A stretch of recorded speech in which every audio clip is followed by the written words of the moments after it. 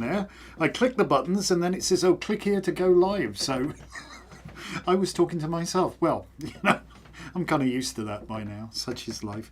If you're here, say hi. Welcome indeed to Anton's Not-So-Bedtime stories, which is going to be interesting. Oh gosh, we got Wendy and we got Susan, and I think we got a whole bunch more because there's like 10 or something people watching at the moment. So say hi and I'll say hi back. And in the interim, I'll explain what all this fun stuff is about. I love telling stories. I do. One of my ambitions, I guess, is to memorize the story that I'm going to tell tonight. Because the version of it I'm going to read is from a compendium, a little compendium by a fellow I honour so much.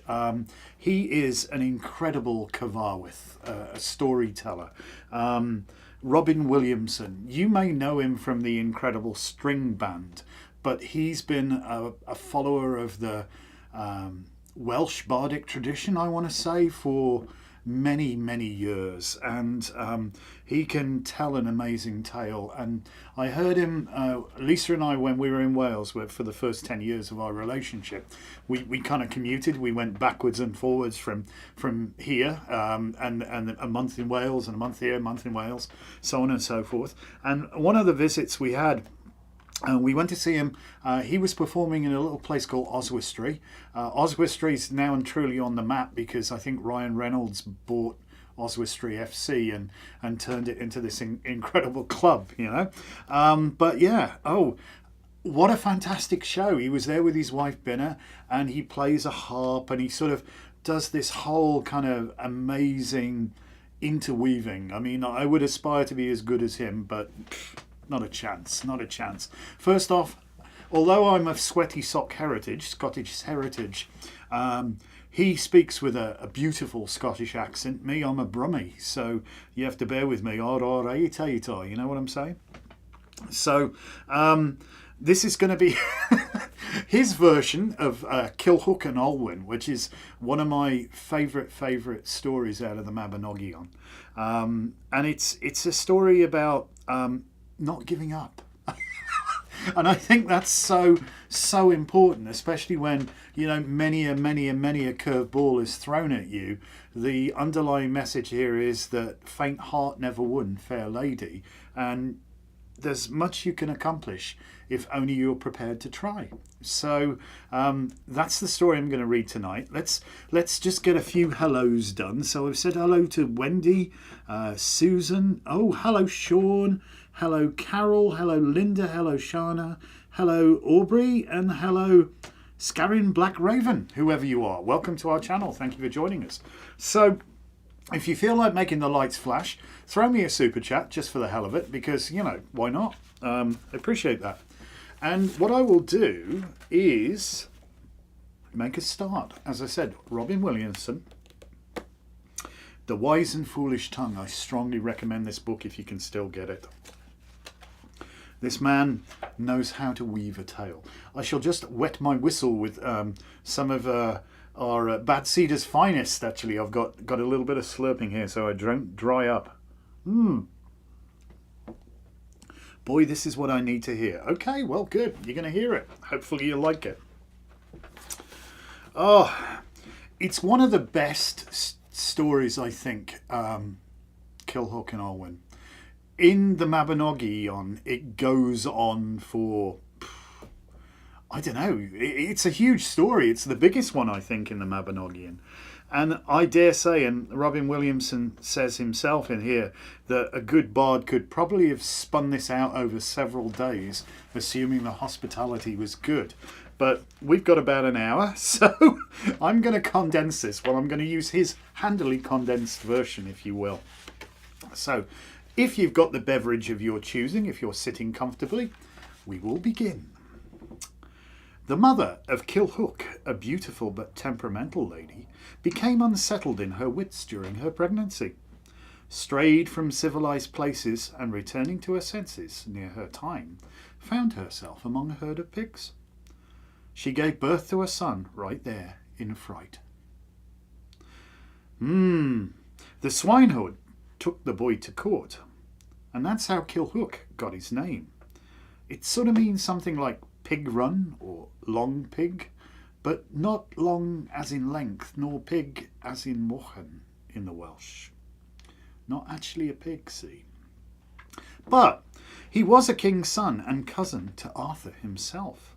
He was fostered, as was the custom, to a high-born family. His mother, Goeithlith, now became mortally ill. She required her royal husband to promise he would never marry again until he would see a two-headed briar growing upon her grave. Secretly, she had requested her old teacher to trim the grave to the ground every year. Goliath died. The king went every morning to look at her grave to see if anything was growing there. At the end of the 7th year, 7 again, Goliath's old teacher forgot to trim the grave, and in the spring thereafter the king found a briar growing and asked his counsellors to advise him in the choice of a new wife. How about the wife of King Dogged, was the word he was given. So they made war on King Dogged, killed him, and carried his widow and daughter back with them. They took possession of King Dogged's land also. Very good land it was. Now Dogged's royal widow was nothing if not adaptable. What seemed to bother her most was that the man who had carried her off so vigorously appeared to have no children. Finally, she asked privily of an old woman concerning this, saying, "Sad it is to be wedded to an infertile man." "Neither stars nor portents deny him children," said the hag.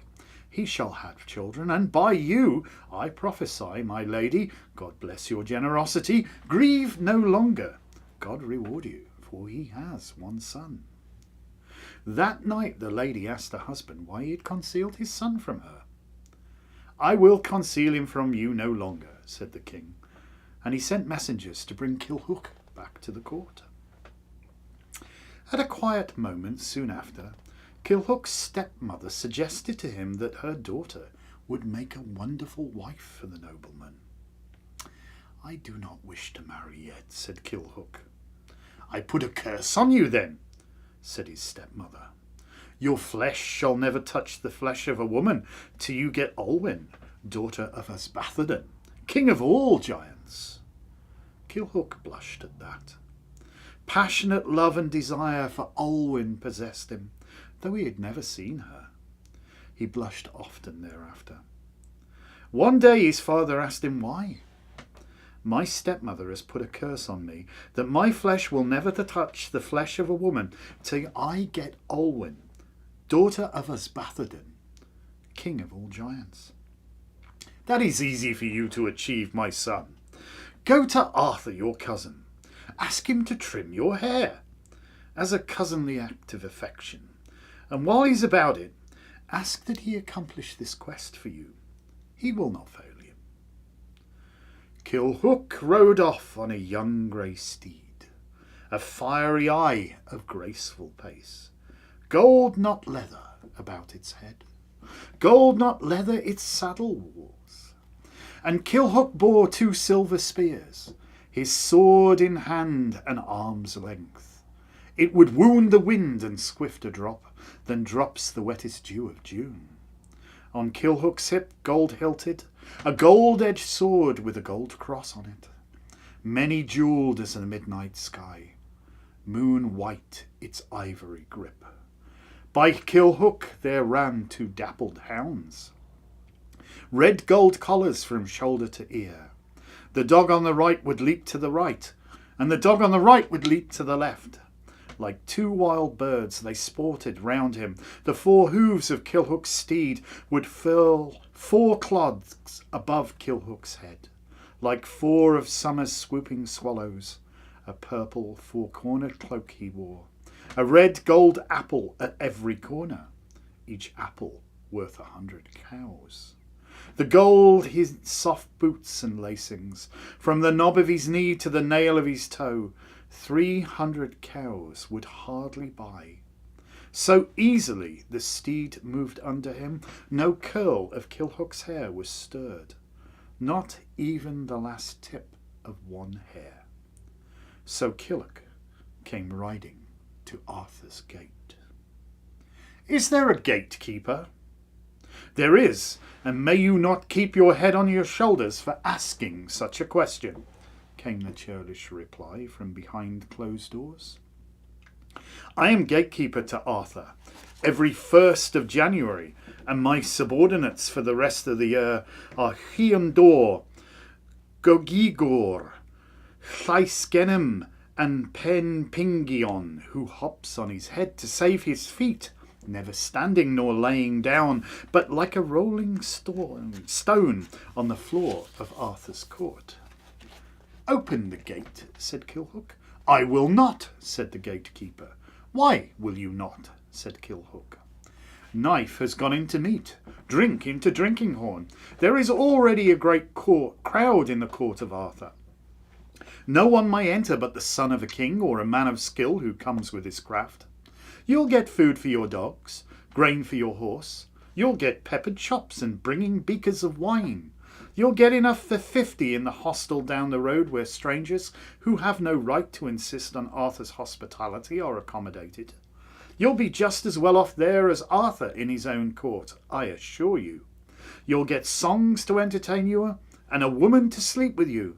And tomorrow when the gates are open to meet the exit of the thronging crowds who have descended upon us today, they shall be open to you first of all. And tomorrow you can seat yourself anywhere you may choose in Arthur's hall. None of this will do, said Culhwch.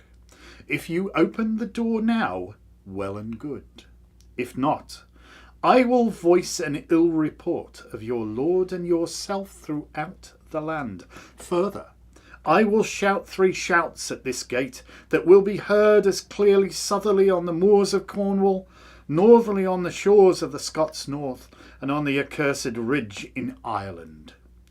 All pregnant women in the court will miscarry, and all other women here from the time they hear these shouts will never conceive at all. Whatever uproar you may rise for the privileges of Arthur's court, you shall not enter, said the gatekeeper, adding hastily, not until I speak to Arthur first.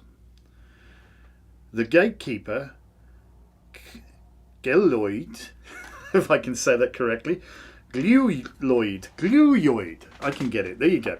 The gatekeeper, Glewyoid, strode off and flung open the doors of Arthur's feasting hall.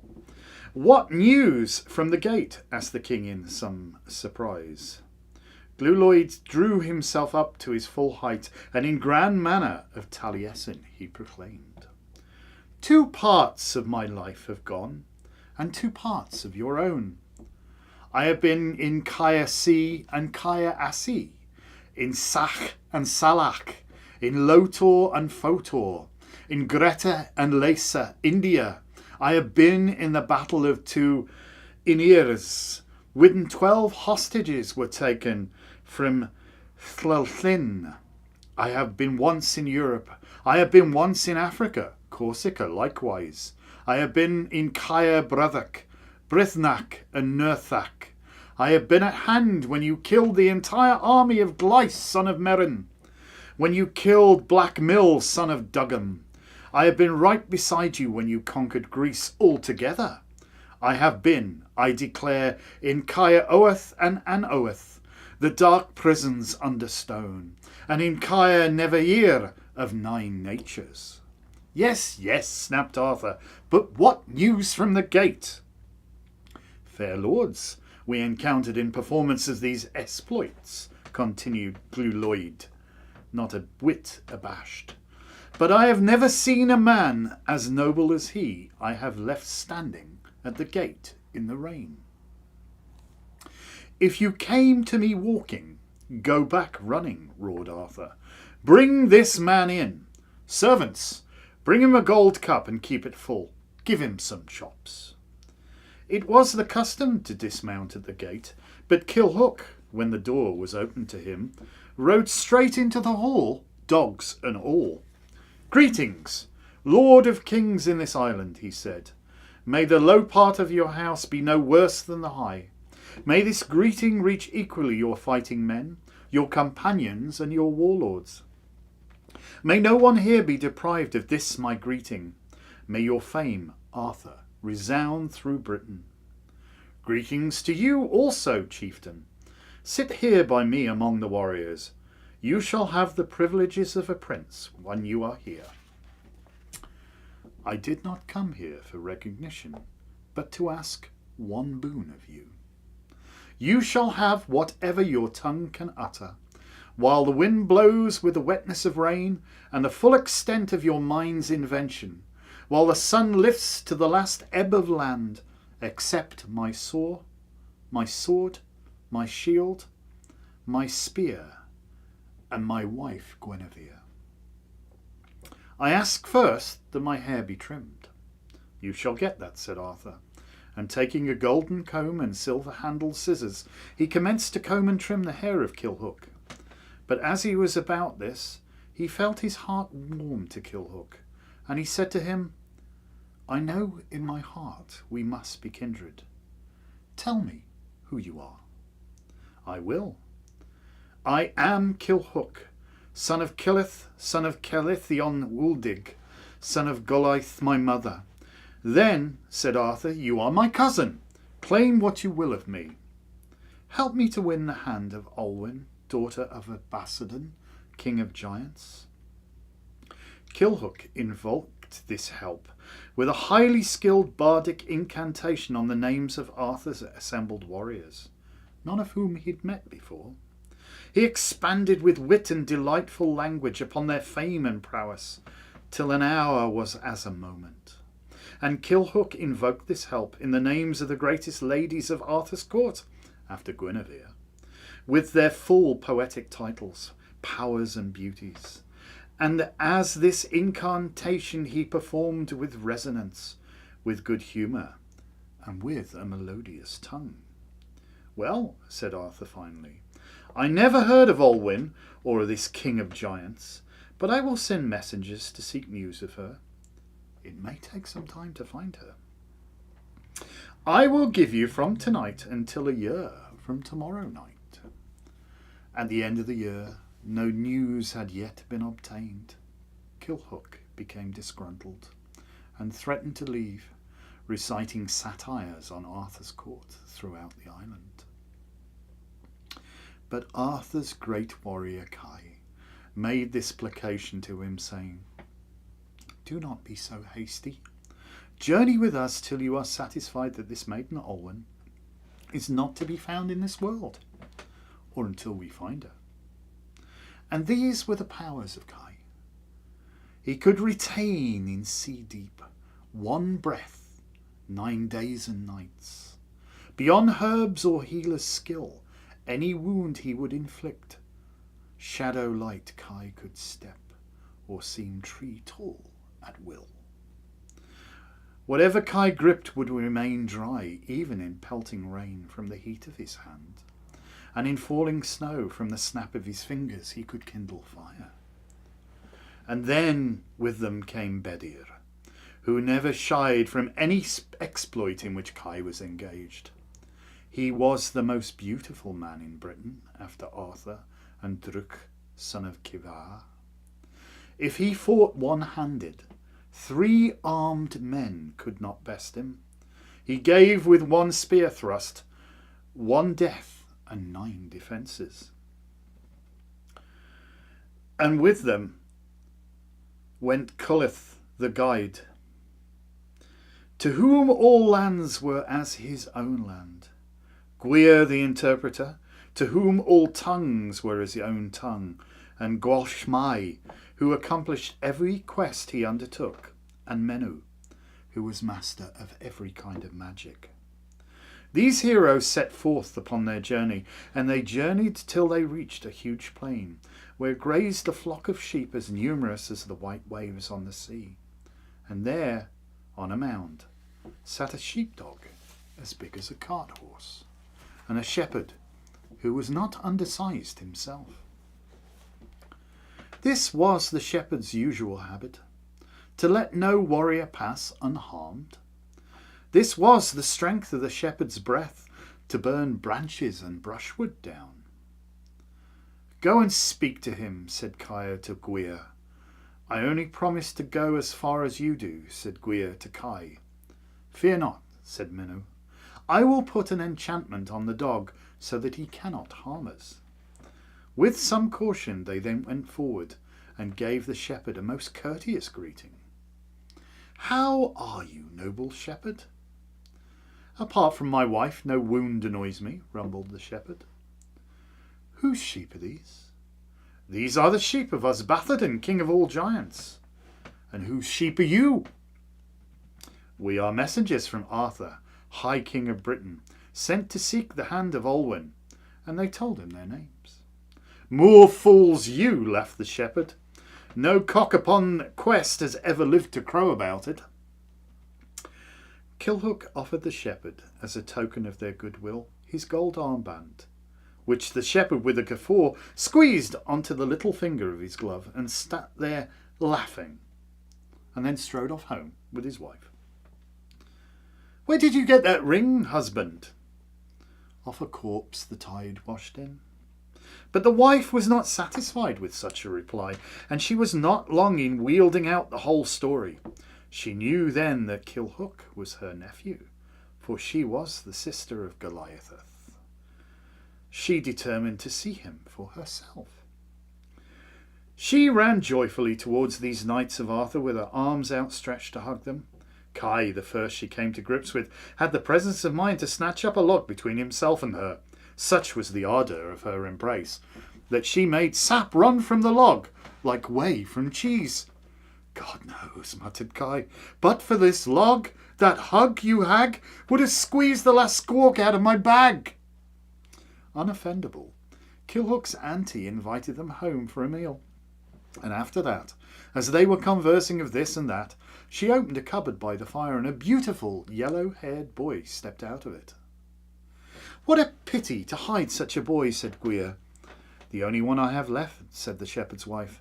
Osbathodon has killed 23 of my sons, and my only hope is to keep this one out of his sight. Let me remain with thee, said Kai, and he will not be slain unless I am. Help us to win Olwen for Culhwch, your nephew.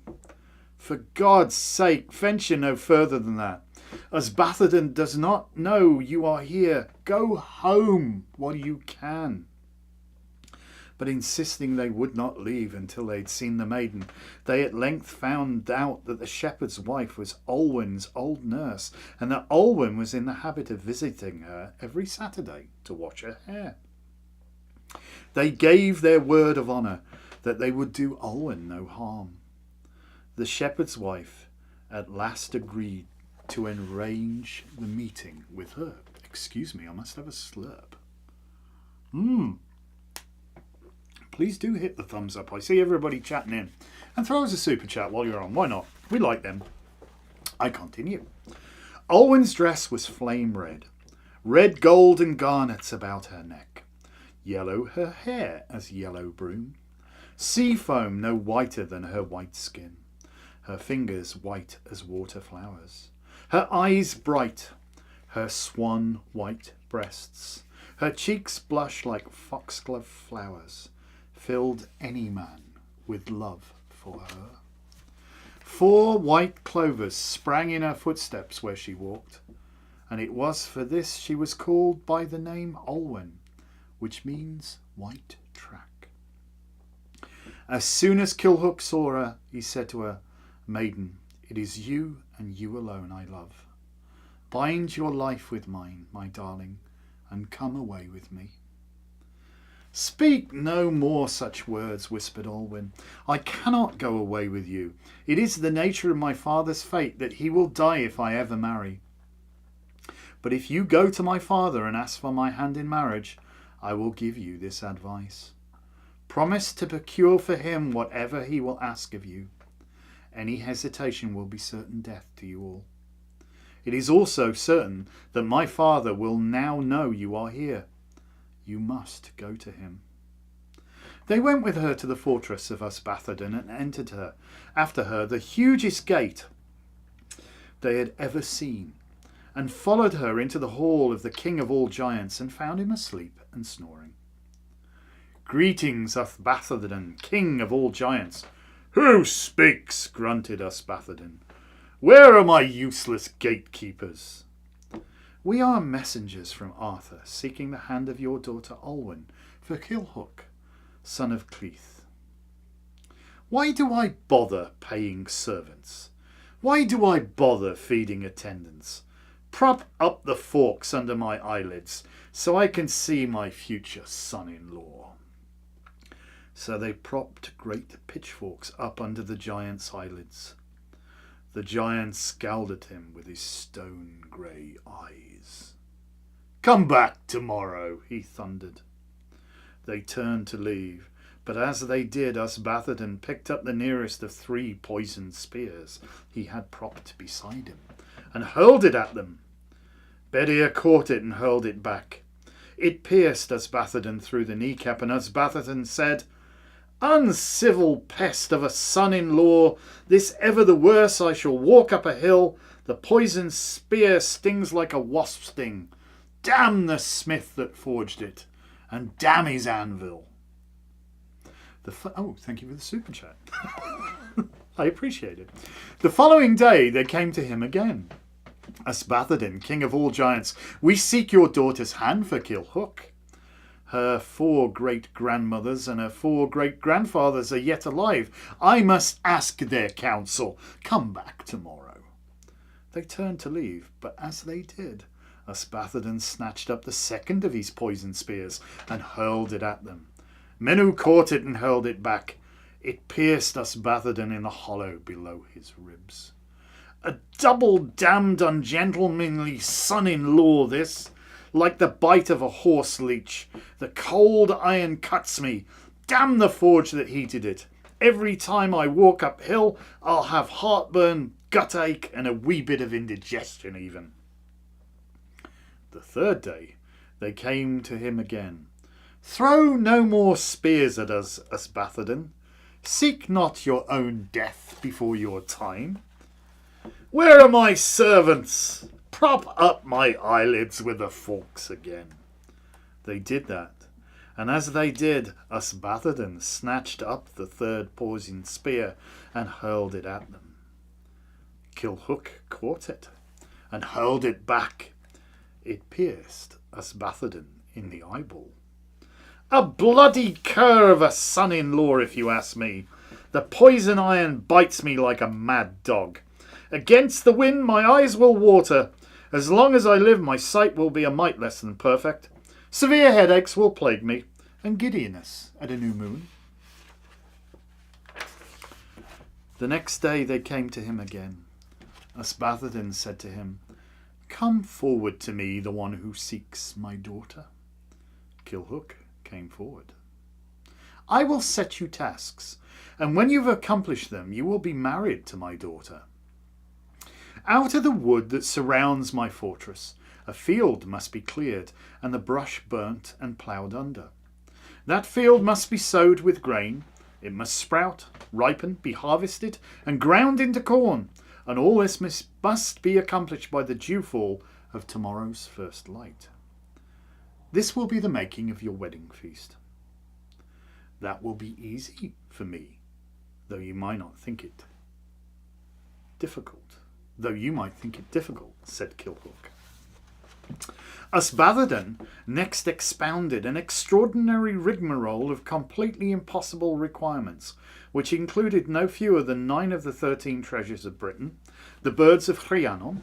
One requirement could not be fulfilled without the completion of the next, and each required the help of some ancient hero whose help seemed impossible to obtain. In this way Ysbaddaden thought to preserve his life, which would be forfeit if Olwen were ever to marry. But whatever Ysbaddaden asked, Culhwch agreed to perform, saying, This will be easy for me, though you might think it difficult. Finally, Ysbaddaden set the hardest task of all. That was that his hair and beard must be trimmed. No more than Culhwch had asked for Arthur, you would think, but no scissor, razor or comb in the world would serve except those hung between the ears of the giant boar Turktruth. No one could hunt him but Mabon, son of Modron, the greatest of all huntsmen, stolen when he was but 3 days old from between his mother and the wall, prisoned and lost beyond the reach of love or war. But Culhwch said, "That will be easy for me, though you might think it is difficult, and with the help of my kinsman Arthur I will perform all these tasks." They returned to Arthur with all of his company, and they set out to seek Mabon. They went first to the oldest bird of the forest, the black bird of Culhwch. Gwir, the interpreter of tongues, addressed him. "Wise and ancient bird of the forest, bird of the forest, know you aught of Mabon? Mabon, when he was but 3 days old, was stolen from between his mother and the wall."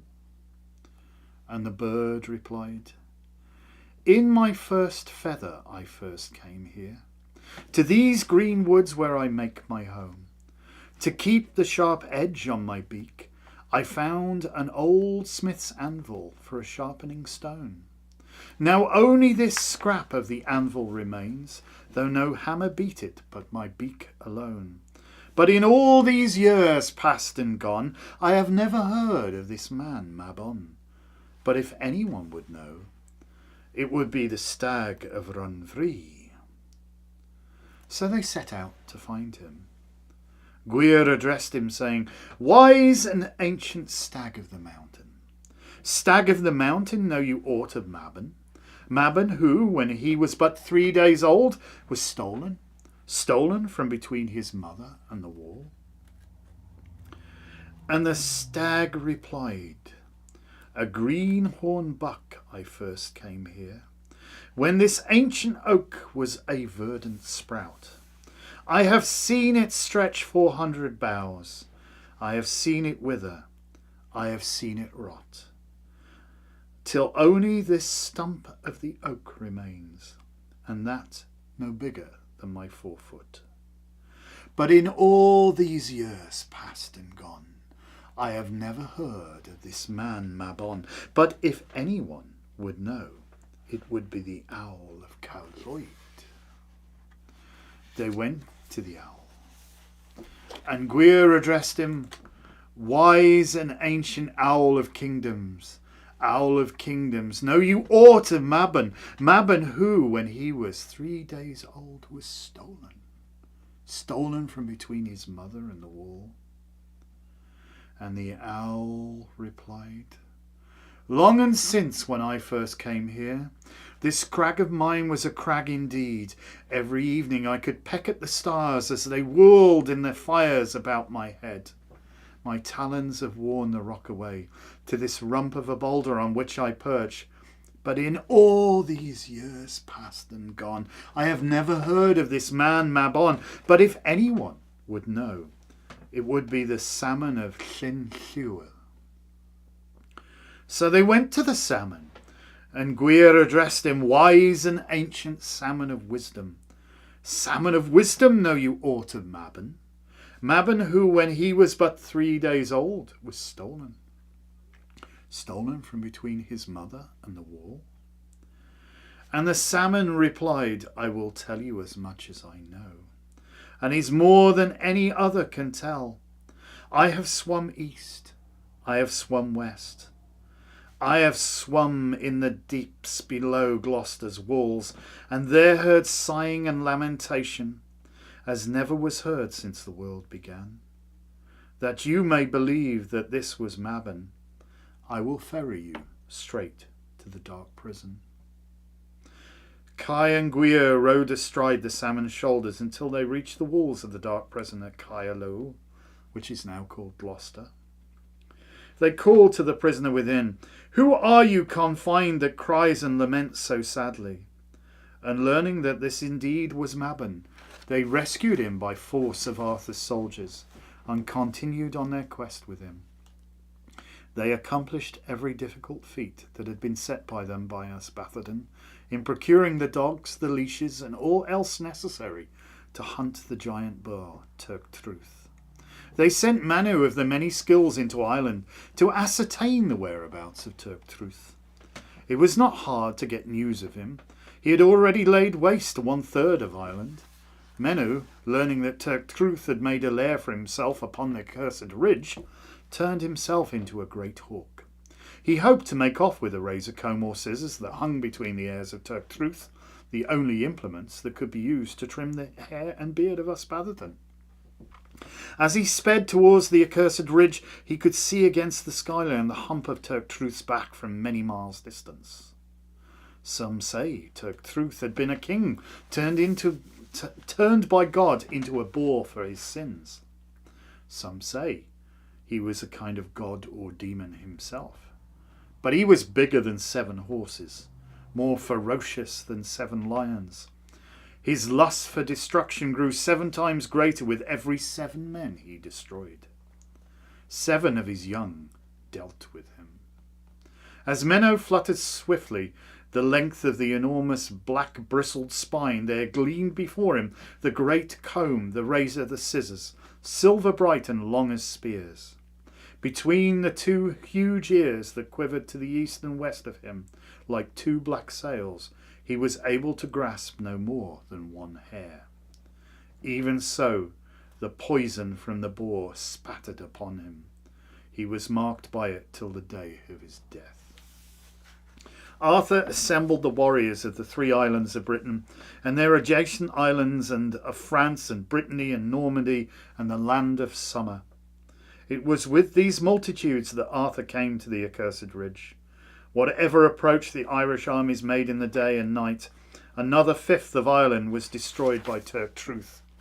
In a new day, Arthur's armies marched toward Turktruth in their turn, and every step of their advance was a death and misery to them.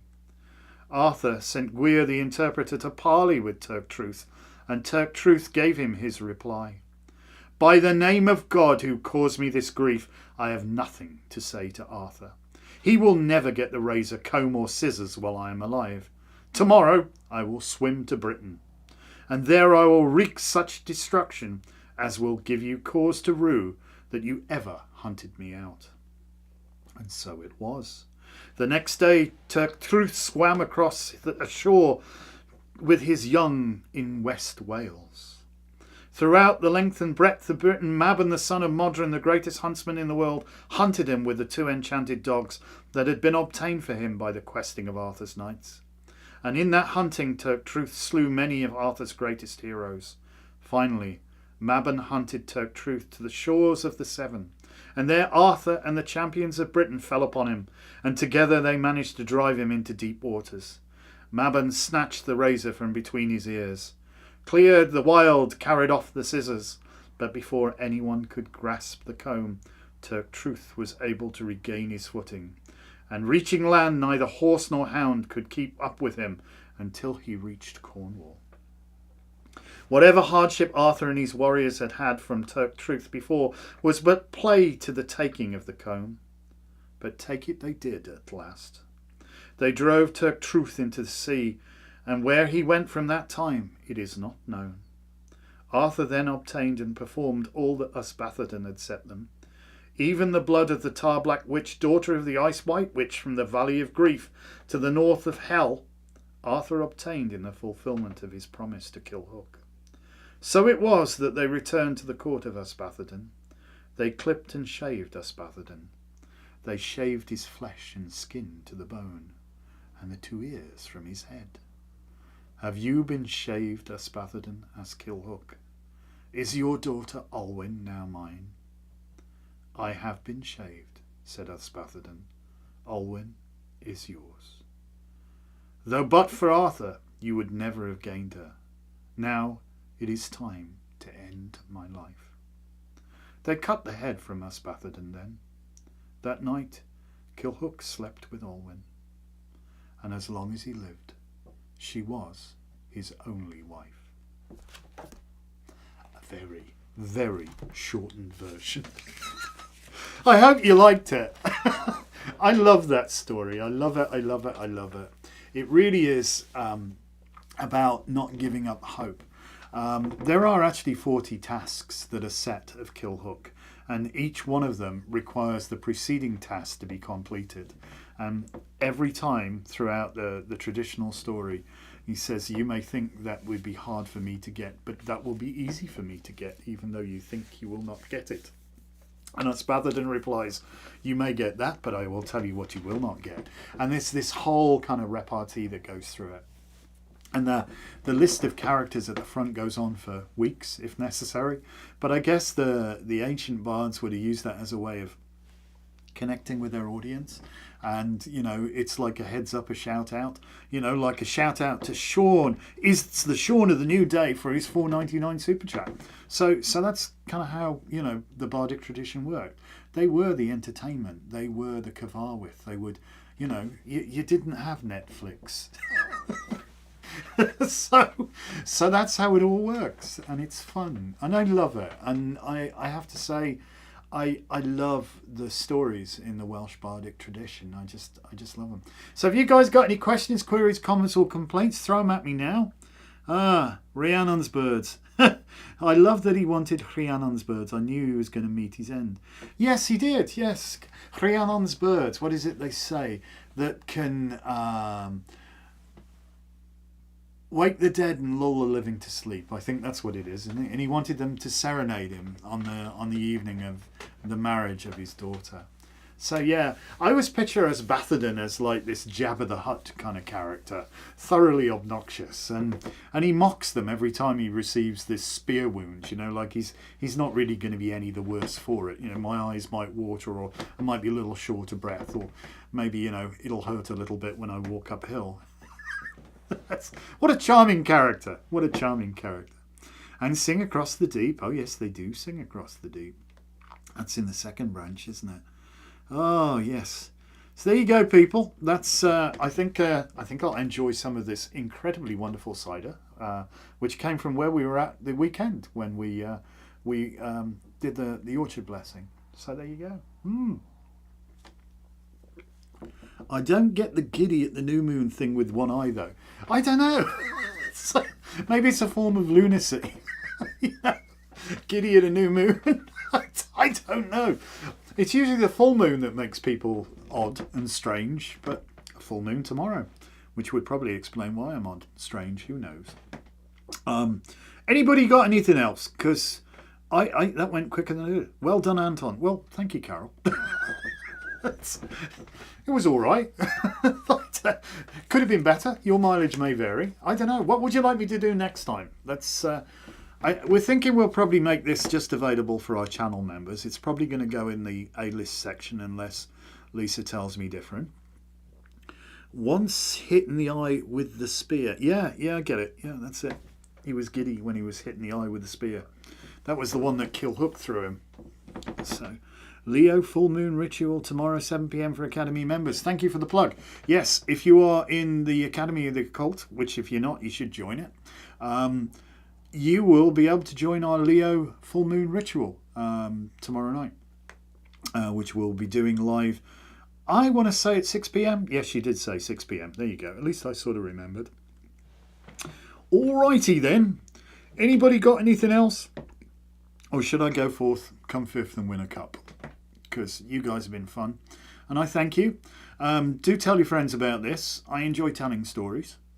And bravo. Well, bravo to you too, Sean. That's it. I made $4.99 in super chats. Offer Tanari for me life story. Isn't it lovely? What is this? Oh, hi, Donna. How you doing? Oh, thanks, Donna. Thank you for the kind words. I appreciate it. So, awesome. You folks are wonderful. And I think, Donna, you've got... I'm really confused. I thought you were a channel member, but your name has come up in white, not green. So maybe you have a different login tonight. I don't know. It's all confusing because I'm pretty darn sure you're a channel member. I'm almost certain of it. So I don't know. YouTube, you log in via your Google account, don't you? For the most part. And I think if you have multiple Google accounts, it gets confusing. And I'm sure people do, because you inadvertently create one every time you create a new Gmail address or whatever. So Google's plan to take over the world, obviously. So thank you so much. If you like what you just heard, tell your friends, please. We appreciate that. We're trying to be less of a well-kept secret. If you don't like it, well, never mind then. So, but that's me. I'm going to go forth, come fifth, and win. Yeah, Donna's on her iPad. Oh well, there you go then. That would probably explain a lot. So thank you so much. It's awesome. I've enjoyed this very much. It went a lot quicker. I thought it was going to take about an hour. Maybe I spoke too quickly or didn't take enough cider breaks, but I'm going to drink some cider now. So thank you so much. I'm going to sign off for the evening and bid you the most amazing, wonderful evening. Stay safe, stay warm, and Culhwch.